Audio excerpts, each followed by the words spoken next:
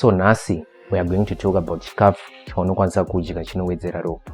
So before we begin, you should know kuti you only need 3 things kuti ugadzire ropa rako. Only 3. Handiti ndo zvega zvinodiwa pakugadzira ropa. But before we get there, have you ever felt kuti unenge uchingonzwa kuneta? Hauna zvawaita, wakarara, wakagara, uri kufamba waita sei, unenge uchingonzwa kuneta.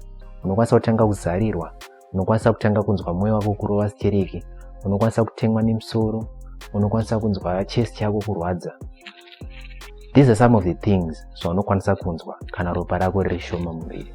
But the ultimate test chinozoconfirma kuti zveshuwa ropa rako rishoma unenge waitwa blood test inonzi full blood count.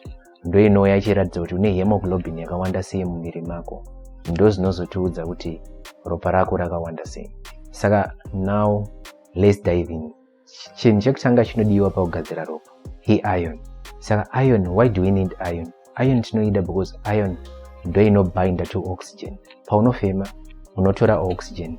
Oxygen painopinda mumalungs inobva yatakurwa neiron inenge iri mared blood cells. Saka iron is very important because ndiyo inobinda to oxygen mumared blood cells. Then kana yasvika kuma cells, kuma tissues kwainenge ichidiwa, inokwanisa kusiyana neoxygen ichirelease kuiendesa kuma tissues kuri kudiwa oxygen. So that's why iron is very important, because that's the nutrient that binds to oxygen and releases it in the tissues kana yasvika kwairi kudiwa. You know kuti iron you can get it from 2 sources. One, there is iron yaunowana kubva kuma animal sources. Then there's iron yaunowana kubva kuma plant sources. The best iron kuabsorbwa iron yaunowana kuma animal sources. Saka animal sources ndowapi? Tikungoreva kuti nyama. Handiti? Saka nyama tikureva usually red meat. Ndo ine iron yakawanda. Beef, mbudzi, malifa, those kind of things. But you can also get iron from zvinhu zvakaita sefish. Then kana kwakuma plant sources iron unokwanisa kuiwana kubva kumuriwo, maveg chaiwo, dark green vegetables, ananyeve, ana rugare, unokwanisa kuiwana kubva kunzungu, unokwanisa kuiwana kubva kubeans. There is a secret that you must know about iron. Unokwanisa kudya chikafu chine iron, but if you miss this, unokwanisa kungodyira mahara.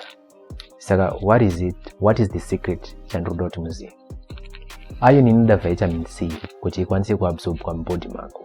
Saka ukadya iron usina kudya nevitamin C, you can absorb iron but to a lesser degree than ukadya iron nevitamin C. Saka vitamin C unoiwana kupi? Vitamin C you can get it from vegetables akaita sema tomatoes. You can get it from citrus fruits akaita kunge oranges nema lemons. Saka that's a tip that you should know paunodya kuti ukwanise kuabsorb iron zvakanaka mumwiri mako. But then you must also be aware kuti iron ukaidya nezvinhu zvine calcium, say tea or coffee, zvinokanganisa absorption ye-iron yako. Saka whenever you are trying to eat food kuti ukwanise kuabsorb iron, try to avoid zvinhu zvakaita say tea necoffee. Then now let's move on to the second thing chinodiwa pakugadzira ropa. Pane chinonzi vitamin B12. Saka vitamin B12 is very important because ndo inobatsira ma red blood cells kuti akwanise kukura, adevelop to the correct size inenge ichidiwa nemacells aya. Saka ukashaya vitamin B12, macells ako anokurisa. Kana akurisa, haazonyatsokwanise kuita basa rawo rekutakura oxygen zvakanaka. Saka you should know kuti B12 toiwana kupi. B12 is very tricky pakuti mostly inowanikwa kubva kuchikafu chinobva kunyama. Saka kana uchida B12 unofanira kudya zvinhu zviri animal based, senyama, semazai, mukaka neyogurt. B12 ndokaunoiwana mostly. But then if you are somebody who is eating other things like cereals that are fortified with vitamin B12, you can still get away with it usina kudya animal products. So kana uri munhu uri vegetarian usingade kudya animal products, you have to eat things that are fortified with vitamin B12 kuti usazopedzere vitamin B12 deficiency. Then the third thing is panodiwa folate. Saka folate is very important because inogadzira DNA. DNA ndo the computer of each and every cell in your body. Saka even my red blood cells at some stage anoda DNA iyoyo. Saka folate, that's why folate is very important. Saka folate tinoiwana kuma plant-based foods. So zvinhu zvakaita sema greens, miriwo yatinodya muZimbabwe usually ine folate. Miriwo yakaita kunge rugare, nyevhe, anakovho, ine mubora. These are the best sources for folate, maveg. Saka singade kudya maveg, ngavadye maveg.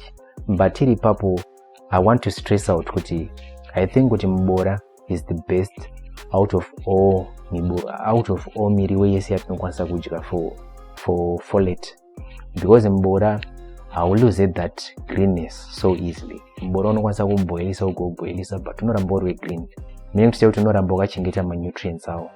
Saka mubora is very good as a source of folate. So you should know. Mubora ndoma pumpkin leaves, but you can also get folate from beans, from fruits.